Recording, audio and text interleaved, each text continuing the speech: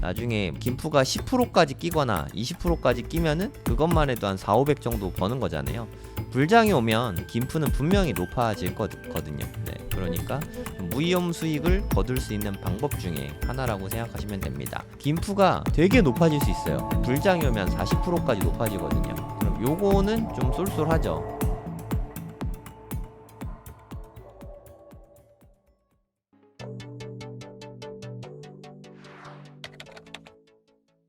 제가 주로 쓰는 해외 거래소가 OKX랑 바이낸스랑 비트겟이랑 바이비트 이렇게 쓰는데, 비트겟이랑 바이비트는 요새는 잘 안 써요. 요새는 바이낸스랑 OKX 위주로 쓰고 있거든요.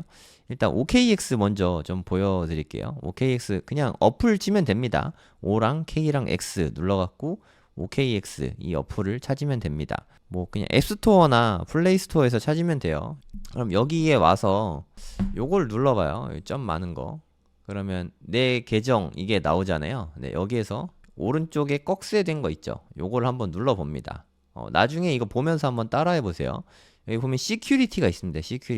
시큐리티를 누르면은 시큐리티 센터가 있죠. 네, 여기를 들어가요. 그러면 오센티케이터 앱 이렇게 써 있죠. 네, 이게 구글 OTP라고 치면 나오거든요. 오센티케이터 하면 너무 길잖아요. 플레이스토어나 앱스토어 같은 데 들어가 가지고 구글 OTP 치면 됩니다. 네, 이거 나오죠. 네, 요거 설치하시면 돼요. 요걸로 보시고 우측 하단에 보면 플러스 버튼이 있잖아요. 이 플러스 버튼을 누릅니다. 이 플러스 버튼을 누르면은 이렇게 뚜둑 뭐 두 개가 나와요. 그러면 QR코드 입력이 있고 설정 키 입력이 있잖아요. 설정 키 입력으로 누르세요. 설정 키 입력을 누르면 위에다가 이렇게 입력하는 게 있어요. 네, 이게 되게 중요한데, 계정 이름에는 그냥 저는 거래소 이름을 쓰거든요. 여기다 뭐 OKX니까 OKX 이렇게 치시고, 내 키 있죠. 이 키를 거래소에서 받는 거예요. 거래소에서 받는 법을 보여드릴게요. 그래서 아까 다시 OKX 앱입니다. OKX 앱에서 계정은 만들어야 돼요. 계정 만드는 거 OKX는 되게 쉬우니까 들어오신 다음에 이 점 9개 있는 거 요걸 누릅니다. 그다음 여기 오른쪽 화살표를 눌러요. 그다음 시큐리티에서 시큐리티 센터 들어간 다음에 오센티케이터 앱, 아까 그 구글 OTP 쳐가지고 구글 오센티케이터 받은 거 있죠. 거기에다가 요거를 하면 된다. 넥스트 누르면은 요 코드를 주죠. 이 코드를 복사해가지고, 어차피 전 이거 뭐 쓸 건 아니니까 복사한 다음에 이거를 붙여 넣을 거예요. 어디다 붙여 넣냐면 이게 가려져요. 그러니까 여기에 내 키 있죠. 내 키라고 써 있는 데다가 아까 그 복사한 거를 넣으면 됩니다. 계정 이름은 여기에다가는 뭐 OKX 이렇게 추고 추가 누르시면 돼요. 이렇게 하고 누르면은 10초가 될 때마다 이렇게, 만약에 내 OKX로 저장을 했다. 그럼 OKX에 숫자 6개가 있거든요. 이게 비밀번호예요. 10초마다 바뀌니까 이거를 입력하면 됩니다. 이게 구글 OTP 쓴다고 저는 주로 얘기하는데 구글 오센티케이터거든요. 정확한 이름은. 대충 무슨 뜻인지 아시겠나요? 잘 모르시겠으면 다시 한번 돌려보면서 그대로 한번 따라 해보세요. 우리 OTP 카드 쓰잖아요. OTP 카드 쓰는 거랑 똑같다고 생각하시면 됩니다. 이거를 왜 써야 되냐면 일종의 이 채널 인증이죠. 이거 안 하면 해외 거래소에서 많이 좀 털려요. 뭐 바이낸스도 털릴 수 있고요. 바이낸스에 내가 만약에 뭐 한 1억 정도 비트코인 하나 넣어놨는데 털리면 그냥 비트코인 하나 날아가는 거예요. 너무 무섭잖아요. 그래서 오센티케이터는 꼭 쓰시기 바랍니다. 구글 OTP 이렇게 검색하면은 나오거든요. 네, 이렇게 해서 꼭 쓰시길 바래요. 해외에 있는 지갑들 있잖아요. 메타마스크나 뭐 팬텀 지갑 이런 것도 있는데 얘네들도 그 구글 OTP를 꼭 쓰시기 바랍니다. 솔직히 저는 이런 거 안 쓰거든요. 너무 위험해가지고. 얘네들보다는 차라리 거래소가 안전합니다. 거래소는 해킹의 위험이 얘네들보단 적어요. 와, 얘네는 해킹 진짜 많이 되거든요. 무시무시한 일들이 되게 많이 나오고, 그리고 얘네는 보상이 전혀 안 돼요. 다 털렸다고 쳐도, 내가 가진 모든 코인을 다 털렸다고 쳐도 보상이 안 돼요. 네, 되게 어이가 없죠. 근데 그게 실제예요. 되게 무섭습니다. 그래갖고 구글 OTP를 해외 계좌 쓸 때는 꼭 쓰세요. 네, 바이낸스에서도 쓸 수 있습니다. OKX는 아까 보여드렸고, 바이낸스도 역시 좀 보여드릴게요. 여기서 바이낸스 있죠. 바이낸스에서 여기 들어가 보면 이게 처음에 앱을 깔면 라이트 버전이거든요. 처음엔 이런 모양이에요. 네, 그냥 라이트 버전인데 저는 프로 버전만 써봐서 라이트 버전 안 써봐서 모르겠어요. 요 마크를 누릅니다. 그러면은 어쩌고저쩌고 나오고 밑에 바이낸스 프로 있죠. 이거 한번 누르면 돼요. 그럼 프로 버전이 된 거예요. 뭐 특별한 거 없죠. 네, 프로 버전을 쓰는 걸 장려합니다. 훨씬 더 설정이 많으니까 저는 이게 더 쓰기 편하더라고요. 요걸 다시 누르시고 여기 보면은 내 계정입니다. 내 계정을 오른쪽 화살표 아까랑 비슷하죠. 이렇게 누르면 뭐 이런 식으로 나옵니다. 시큐리티 똑같죠. OKX랑 누르시고 여기는 제가 이미 설정해 놔가지고 오센티케이터 앱 여기에서 아까 그 구글 OTP 코드 넣어가지고 입력을 하시면 됩니다. 6자리 나오잖아요. 네, 그걸 넣는 거예요. 여기서 번호를 받아가지고 이미 돼 있어서 그렇고 삭제해서 새로 해도 되는데 그러면 하루 동안인가 뭐 돈을 못 빼요. 네, 그냥 여러분들이 똑같이 하시면 됩니다. OKX도 그렇게 설정하시고 바이낸스도 설정하시고 혹시나 뭐 비트겟, 바이비트 등의 모든 해외 계좌 쓰실 때는 항상 이거를 꼭 쓰시기 바랍니다. 구글 OTP, 이거 오센티케이터 꼭 쓰셔야 돼요. 이거 안 쓰면 안 됩니다. 돈 다 털릴 수 있어요. 우리 은행 할 때 OTP 카드 쓰잖아요. 그거랑 똑같다고 생각하시면 돼요. 이거는 반드시 쓰셔야 됩니다. 코드는 백업은 해두시는 게 좋은데 그냥 좀 안전한 곳에 백업해 두시면 될 것 같아요. 그리고 뭐 이 채널 인증 이런 것도 꼭 쓰세요. 네, 저는 뭐 지문 인증으로 핸드폰으로 쓰는데 이것도 보여드릴게요. 버리피케이션 네, 이거 누르면은 나옵니다. 이것도 시큐리티 있네요. 여기 패스키즈에 가가지고 저는 핸드폰으로 네, 지문 인증을 했거든요. 네, 바이오메트릭 오스티케이션 그러니까 생체 인식 같은 거거든요. 그러니까 저는 지문 인식으로 이렇게 해놨거든요. 이런 것도 꼭 설정하세요. 이런 거 안 하면 해커들이 내 거 해킹할 수 있거든요. 그러니까 여기 이 채널 인증도 꼭 하시고 구글 오센티케이터, 그러니까 구글 OTP도 꼭 하시고 그렇게 하시기 바랍니다. 안전을 위해서 요거 두 개는 꼭 하세요. 지문하고 OTP. 네, 이거 두 개는 꼭 등록을 하시기 바랍니다. 그리고 여기에서 처음에 뭐 KYC 인증이라고 하는데 신분증 등록하는 게 좀 잘 안 돼요. 특히 바이낸스가 되게 안 되거든요. 아직도 이번에도 좀 잘 안 된다고들 많이 말씀하시더라고요. 너무 밝은데 하지 마시고 저는 책상 밑에서 식탁 밑에 이런 데서 많이 하거든요. 그리고 내가 가진 신분증 다 해보세요. 뭐 주민등록증도 해보시고 운전면허증도 해보시고 여권도 해보시고 내가 가진 모든 신분증으로 다 해보시기 바랍니다. 그러다 보면 어느 순간 되더라고요. 어느 순간 갑자기 돼요. 갑자기. 네, 이제 구글 OTP는 네, 아시겠죠? 구글 OTP 되게 중요합니다. 네, 반드시 쓰셔야 돼요. 나중에 돈 잃고 후회하지 마시고 네, 반드시 쓰시기 바랍니다. 그리고 바이낸스를 꼭 쓸 필요 있냐? 그냥 업비트면 되지 않냐? 뭐 그거에 대해서도 조금 말씀을 네, 드릴게요. 네, 내가 만약에 비트코인만 투자할 계획이면 네, 국내 거래소만 사용해도 별로 상관없다고 생각이 들고요. 근데 뭐 그럴 수 있잖아요. 급격히 하락할 때 매수할 계획이다. 근데 이게 정말 되게 중요한데 코인은 독특한 게 거래소마다 가격이 다 다릅니다. 이게 무슨 소리냐면 그러니까 만약에 바이낸스라고 칠게요. 그리고 업비트라고 칠게요. 여러분들은 한국 가격이 친숙하니까 바이낸스에서 가격이 한 8,500만 원이었다고 치고 업비트에서 가격이 만약에 8,800만 원이었다고 칠게요. 그러면 갑자기 확 떨어졌다고 칠게요. 얘가 확 떨어져 가지고 8,500만 원에서 한 1,000만 원이 떨어졌다고 칠게요. 그렇게 많이 잘 안 떨어지는데 이게 한 7,500만 원까지 이렇게 떨어졌다고 치면은 원래는 이 가격 차이가 한 300만 원 정도였잖아요. 보통의 대부분의 경우에 바이낸스보다 업비트가 더 비쌉니다. 네.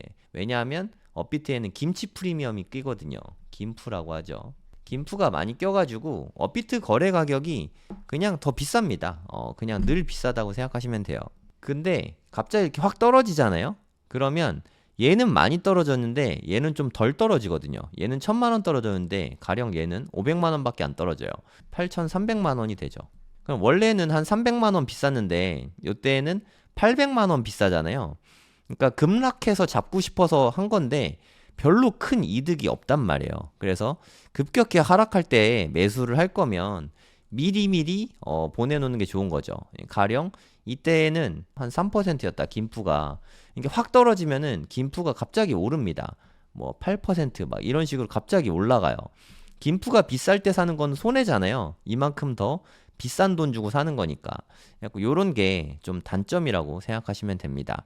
그래서 싼 가격에 급락할 때 갑자기 떨어질 때 매수할 계획이면 미리 바이낸스에 보내놓는 거죠. 근데 바이낸스에 미리 전송해놔라 하니까 비트코인을 사서 그러면 바이낸스로 보내면 되냐? 이게 아니에요. 비트코인은 전송 수수료가 엄청 비쌉니다.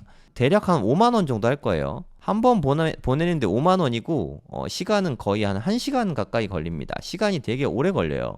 그러니까 비트코인은 전송하기에 너무 불편해요. 이더리움도 마찬가지입니다. 비싸고 느려요. 네, 이런 거는 별로 쓸 필요가 없죠. 그럼 전송을 어떻게 하냐? 저번에 전송하는 방법은 알려드리긴 했던 것 같은데 좀 전송하기 좋은 코인들이 있어요. 수수료 싸고 빠른 것들. 저는 그러니까 솔라나로 저는 좀 많이 보내거든요. 얘가 좀 빠르고 수수료가 좀 싼 편입니다. 대략 한 1,000원 안팎 정도 할 거예요, 요새. 한 번 보내는데 그 정도 됩니다. 그리고 리플은 한 800원 되나? 그 다음에 뭐 트론 뭐 되게 싸요. 뭐 한 200원 하려나? 그러니까 리플 한 개가 수수료고 트론도 한 개가 수수료입니다. 100만 개를 뭐 보낸다고 해도 수수료는 한 개예요. 양과 상관없어요. 횟수입니다, 횟수. 비트코인도 마찬가지예요. 비트코인 0.1개를 보내도 5만 원이 들고요. 뭐 10개를 보내도 5만 원이 들어요. 그러니까 한 번에 다 보내는 게 좋겠죠. 꼭 보내야 된다면 한 번에 다 보내는 게 좋습니다. 그래서 이렇게 레저 같은 지갑 쓸 때도 지갑으로 이렇게 보낼 때도 수수료를 내야 돼요. 그래서 왔다 갔다를 많이 하면 그만큼 좀 돈이 좀 많이 들어갑니다. 그리고 리플이나 트론 요런 거는 좀 뭐 그렇게 안 비싸잖아요. 가격 한번 볼까요? 네, 업비트 가격 기준으로 한 873원이네요. 네, 그러니까 뭐 싸죠. 리플은 아직 1,000원도 안 하니까 리플로 보내는 것도 방법이긴 한데 좀 슬리피지가 있어요. 슬리피지에 대한 이야기는 조금만 이따가 할게요. 트론은 200원 정도밖에 안 하잖아요. 되게 싸죠. 네, 그래서 저는 트론으로도 좀 많이 보내고, 근데 셋 중에는 솔라나를 제일 많이 보내요. 그러니까 솔라나로 전송을 많이 하는 이유가 있습니다. 업비트에 가보면은 이제 시세가 나올 거 아니에요. 호가를 보면 비트코인은 그래도 호가가 그렇게 크게 비어있지 않은데 리플 같은 거 한번 보면은 리플도 그래도 호가가 잘 차 있네요.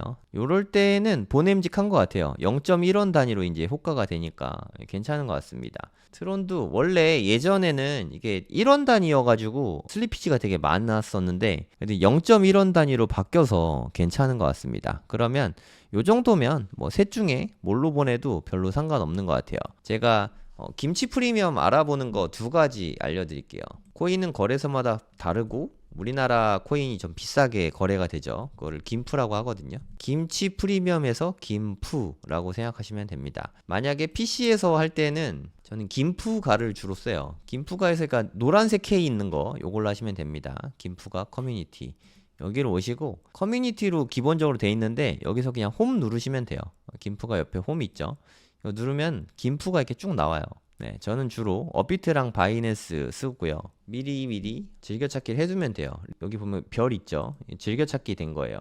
김프가에 보면은 네, 얘가 즐겨찾기 한 게 위에 상단에 이렇게 노크 되잖아요. 이 다음에 이제 김프를 확인하는 거죠. 요즘에 대략 한 5% 정도 됩니다. 아까 하락할 때에는 김프가 더 많이 낀다 그랬잖아요. 예를 들어서 3%였던 게 갑자기 급락하면은 8%로 김프가 바뀐다 그랬죠. 해외에서는 코인 값이 많이 떨어졌는데 한국에서는 별로 안 떨어져서 네, 이런 일이 생긴다고 보시면 됩니다. 반대로 3%였는데 상승하잖아요. 그럼 김프가 줄어들어요. 뭐 2%, 1% 이렇게 줄어들거든요. 그럼 요럴 때를 이용해 가지고 코인을 전송하면은 김치 프리미엄이 아주 싸게 전송을 할 수 있죠. 근데 전송할 때 반드시 네, 업비트에다가 돈을 넣어둔 지 24시간 이후에 해야 돼요. 24시간이 안 됐을 때는 이게 전송이 안 되거든요. 그리고 24시간이 지난 다음에 그래서 돈 있으면 미리미리 업비트에 넣어놓고 네, 전송은 적어도 24시간 후에 이렇게 전송을 하셔야 됩니다. 무슨 뜻인지 대충 아시겠죠? 그러면 방법은 이렇습니다. 김치 프리미엄은 급락하면은 네, 김프가 높아져요. 급등하면은 김프가 낮아집니다. 그래서 등락에 관계없이 김프가 낮을 때 전송을 하는 거고요. 이때는 업비트에서 바이낸스로 보내면 되고요. 네, 요게 좋습니다. 그리고 나는 김프에 수익을 얻고 싶다 하시는 분은 요럴 때 보냈다가 요럴 때 들여와가지고 네, 김프 수익을 먹는 것도 방법이죠. 그러니까 기본 아이디어는 이렇습니다. 비트에 있을 때는 현금을 코인으로 갖고 있으면 불안하잖아요. 그래서 요때는 그냥 원화로 갖고 있습니다. 적어도 하루 이상 원화로 갖고 있어야 돼요. 그 다음에 바이낸스는 예를 든 거예요. 뭐 OKX든 비트겟이든 뭐 어디든 상관없어요. 여기는 USDT로 가지고 있으면 됩니다. 이게 1달러랑 비슷한 거거든요. 그래서 만약에 김프가 났다, 요런 상황이다. 비트에서 솔라나나 리플이나 트론을 이용해서 바이낸스로 보냅니다. 요럴 때 이해 가시죠? 솔라나나 리플이나 트론, 네, 요런 거를 이용해 가지고 바이낸스로 전송을 하면 돼요. 전송을 하자마자 이거를 다 팝니다. 매도를 하면 돼요. 그러면 USDT로 남아있게 되겠죠. USDT로 보관하고 있으면 돼요. 그러다가 이제 한국으로 돈 보내고 싶다. 김프가 높아졌다. 그런 때에는 다시 바이낸스에서 USDT로 솔라나, XRP, 트론 이 세 개 중에 골라가지고 김프가 높은 걸로 보내는 게 좋겠죠. 이번엔 반대로. 그래야 한국에 와서 비트에서 돈을 좀 벌 테니까 USDT로 이런 코인들을 사가지고 여기 다시 불러오면은 매도하면은 원화가 생깁니다. 그래서 만약에 내가 1000만 원을 김프가 1%일 때 보냈다. 그러면 1%가 까지고 나서 990만 원이 가게 되겠죠. 근데 돌아올 때에는 예를 들어서 뭐 한 5%일 때 다시 돌아왔다. 그러면은 1030만 원. 네, 이렇게 될 겁니다. 그럼 원래 1000만 원이었는데 갔다 오면서 30만 원이 늘어났죠. 네, 이런 일이 실제로 네, 벌어집니다. 아니 고작 한 40만 원 벌자고 1000만 원을 보내냐 이렇게 생각하시는 분은 나중에 김프가 되게 높아질 수 있어요. 불장이 오면 40%까지 높아지거든요. 그럼 요거는 좀 쏠쏠하죠. 김프가 낮을 때 뭐 한 2에서 3% 요즘에 요 정도면 되게 낮은 편이거든요. 아까도 대략 한 저녁 한 6, 7시쯤인가 김프가 막 3%까지 떨어지다 보니까 한국의 비트코인 가격이 8,500만 원대까지 떨어졌었어요. 네, 기억하시나요? 네, 차트 보셨으면 아마 아실 겁니다. 이렇게 떨어졌을 때 매수하면 좀 싸게 사는 거였죠, 사실. 지금은 다시 김프가 꽤 높아져 가지고 원래 가격으로 거의 돌아갔습니다. 요런 원리라고 생각하시면 돼요. 김프는 계속 변합니다. 그래서 김프만 자주 먹어서 돈 버는 일종의 무위험 수익이죠. 요것만 얻는 뭐 그런 트레이더 분들도 있어요. 근데 생각보다 스트레스와 노동력이 강도가 셉니다. 되게 귀찮아요. 대충 김치 프리미엄이 어떤 건지 왜 쓰는지는 네, 좀 아시겠죠. 그리고 김치 프리미엄 얘기만 했는데 사실 김치 프리미엄 플러스 환율 영향도 있거든요. 네, 환율까지 생각하면 너무 어려우니까 네, 환율은 덜 움직이니까 좀 비슷하다고 가정하고 아까 설명한 거예요. 환율까지 반영을 하자면 김프가 낮아지면서 달러도 싸야 돼요. 예를 들어서 1300원일 때 업비트에서 바이낸스 보낸 다음에 1350원일 때 이렇게 다시 불러오면은 돈을 버는 거죠. 왜냐하면 달러 매수니까 달러를 싸게 산 셈이고 달러를 비싸게 판 셈이다. 이렇게 생각하시면 됩니다. 이런 거 저런 거 다 따지기 어렵잖아요. 그러면 뭐 어차피 다 김프가에 다 나와 있으니까 그거 참고하시면 됩니다. 웹사이트는 네, 김프가 아까 노란색 K 붙은 거 그거 보시면 되죠. 그 다음에 사실 저는 코인나우를 되게 많이 쓰거든요. 코인나우가 뭐냐면 어플이에요. 어플. 여기에서 코인나우라고 그냥 치면 됩니다. 플레이스토어 들어가서 아니면 앱스토어나 코인나우 이렇게 치시면 어플이 나오거든요. 네, 저는 개인적으로 좋아합니다. 근데 이게 광고가 나와요. 광고가 안 불편하면 그냥 쓰셔도 되는데 저는 어플은 좋은데 광고가 너무 귀찮아가지고 이게 10,000원인가 20,000원인가 내면은 네, 무제한 광고 앞으로 안 보게 할 수 있거든요. 네, 저는 원래 이런 돈 쓰는 거 싫어하는데 한번 썼습니다. 여기서 프리미엄으로 들어가면 돼요. 기본적으로 시세에서 관심코인, 거래소 뭐 이런 거 돼 있는데 여기서 프리미엄 누르면 됩니다. 그러면 이렇게 다 쫙 나와요. 이거는 내가 설정한 거예요. 제가 직접 설정을 해놔서 그럼 현재 프리미엄이 몇 퍼센트 정도 되는지 이렇게 나오죠. 지금 수준으로는 요즘에는 한 3% 정도 되면은 되게 낮은 프리미엄이라고 생각하시면 되고 보통은 한 4% 정도? 네, 요 정도 프리미엄이 계속 붙고 있어요. 요새는. 그렇게 보시면 됩니다. 그러니까 만약에 3% 정도 되면은 뭐 솔라나 좀 사다가 바이낸스로 보내서 USDT로 매도해서 갖고 있다가 프리미엄이 뭐 높아져 갖고 한 20% 30% 되면은 불러와서 네, 돈을 좀 벌면 되죠. 이게 진짜 괜찮은 게 나는 코인 투자는 관심이 없지만 김프는 좀 먹고 싶다 하면 3천만 원 보내서 나중에 김프가 10%까지 끼거나 20%까지 끼면은 그것만 해도 한 4, 500 정도 버는 거잖아요. 불장이 오면 김프는 분명히 높아질 거거든요. 네, 그러니까 좀 무위험 수익을 거둘 수 있는 방법 중에 하나라고 생각하시면 됩니다. 이게 코인나우의 장점은 USDT 가격과 환율까지 이렇게 다 표시를 해주거든요. 프리미엄도 코인별로 표시를 해주고 보기가 상당히 편하더라고요. 이거는 거래소마다 내가 다 설정을 할 수 있습니다.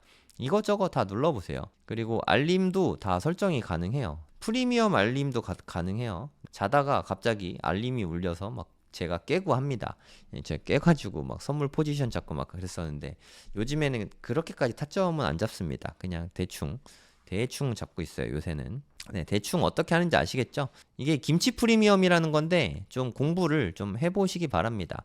김프가나 코인나우만 꾸준히 보셔도 김프가 어떤 식으로 움직이는지 좀 알 수 있으니까 요 정도는 좀 하면 좋은 것 같아요. 근데 아까도 말씀드렸지만 난 비트코인만 투자할 계획이다 하시면은 업비트랑 빗썸만 사도 무방하긴 한데 근데 저는 이렇게 크게 큰 폭으로 하락했을 때 잡는 걸 좋아하거든요. 이게 큰 폭으로 하락했을 때 잡으려면은 해외 거래소에 내 돈이 조금 있는 게 좋습니다. 달러로 있어야겠죠.